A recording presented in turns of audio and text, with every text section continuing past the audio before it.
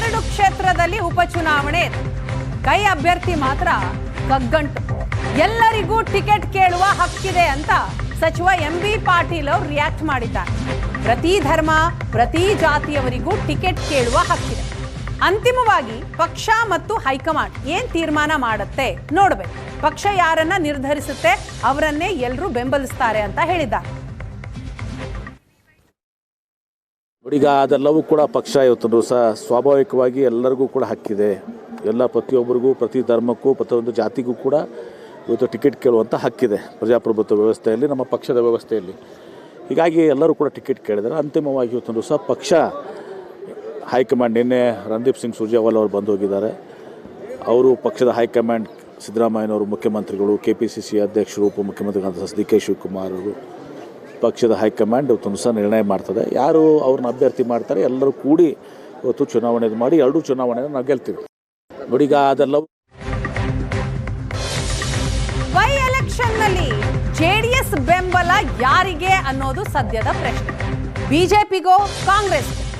ದಾವಣಗೆರೆ ಕೈ ಟಿಕೆಟ್ ಮುಸ್ಲಿಮರಿಗೆ ಕೊಡಿ ಅಂತ JDS ನಾಯಕ ಹೇಳಿದ್ದ. ದಾವಣಗೆರೆಯಲ್ಲಿ JDS ನಾಯಕ ಅಮಾನುಲ್ಲಾ ಖಾನ್ ಹೇಳಿದ್ದಾರೆ, ಸಾಮಾಜಿಕ ನ್ಯಾಯ ಸಿಗಲಿ ಅಂತ ಅಲ್ಲಾಹನಲ್ಲಿ ಬೇಡಿಕೊಳ್ಳುವೆ. ನಾನು ಸಮಾಜದ ಪರ ಪಕ್ಷಾತೀತವಾಗಿ ಮಾತನಾಡಿದ್ದೇನೆ. ನಿರಂತರವಾಗಿ ಆ ಕುಟುಂಬಕ್ಕೆ ಅಧಿಕಾರ ನೀಡಿದ್ದು ನಮ್ಮ ಸಮಾಜ. ಸಮಾಜದ ಅನುಕೂಲಕ್ಕೆ ಪಕ್ಷದ ವಿರುದ್ಧ ನಡೆ ತೋರಿಸಿದ್ದೇನೆ ಅಂತ ರಿಯಾಕ್ಟ್ ಮಾಡಿದ್ದಾರೆ. ನನಗೆ ಸಮಾಜ ಮುಖ್ಯ. ನಾಳೆ ನಮ್ಮ ಪಕ್ಷದ ಸಭೆಯಲ್ಲಿ ಎಲ್ಲವನ್ನು ಹೇಳುವೆ ಅಂತ ಹೇಳ್ತಾರೆ JDS ನಾಯಕ ಅಮಾನುಲ್ಲಾ ಖಾನ್. ತೀರ್ಮಾನ ಆಗುವ ಕಾಣ್ತಾ ಇಲ್ಲ. ಇದು ಮತ್ತೆ ದೆಹಲಿಗೆ ಹೋಗಿದೆ. ದೆಹಲಿ ಅಂಗಳಕ್ಕೆ ವರ್ಗಾಯಿಸಿದ್ದಾರೆ ವರಿಷ್ಠರು. ಅದು ಅಲ್ಲಿ ಚರ್ಚೆ ಆಗಿದ ನಂತರ ನಾಳೆ ಸಂಜೆವರೆಗೆ ತೀರ್ಮಾನ ಬರುವುದು ಅನ್ನೋ ನಿರೀಕ್ಷೆ ಇದೆ. ಸಂಪೂರ್ಣವಾಗಿ ಎಲ್ಲರೂ ಕೂಡ ನಿರೀಕ್ಷೆ ಇಟ್ಕೊಂಡಿದ್ದಾರೆ.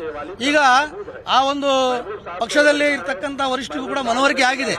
ಈ ಒಂದು ಟಿಕೆಟ್ನ ವಿಚಾರವಾಗಿ ನಾವೇನಾದ್ರೂ ತಪ್ಪು ನಿರ್ಧಾರ ತೆಗೆದುಕೊಂಡ್ರೆ ಅದರ ಪರಿಣಾಮ ಬರುವ 2028ರ ಚುನಾವಣೆಯಲ್ಲಿ ಆಗ್ಬೋದು ಅನ್ನುವ ಒಂದು ಲೆಕ್ಕಾಚಾರ ಅವರಿಗೆ ಬಂದಿದೆ ಅಂತ ನಾನಾದ್ರೂ ಕೂಡ ಈ ಸಂದರ್ಭದಲ್ಲಿ ಭಾವಿಸ್ತೇನೆ. ನ್ಯಾಯವನ್ನ ಕೊಟ್ಟಿಲ್ಲ, ಈಗ ಆ ಸಂದರ್ಭ ಬಂದಿದೆ. ನ್ಯಾಯವನ್ನ ಕೇಳಿ ಪಡಿಲಿಕ್ಕೆ ಸಾಧ್ಯ ಆಗದೇ ಇದ್ದಾಗ ಕಿತ್ಕೊಳ್ಳುವಂತ ಸಂದರ್ಭ ಉದ್ಭವ ಆಗಿದೆ.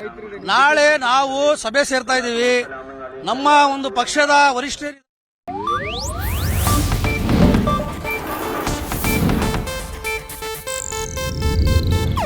ಇದು ಏಷ್ಯಾನೆಟ್ ನ್ಯೂಸ್ ನೆಟ್ವರ್ಕ್ ಪ್ರಸ್ತುತಿ.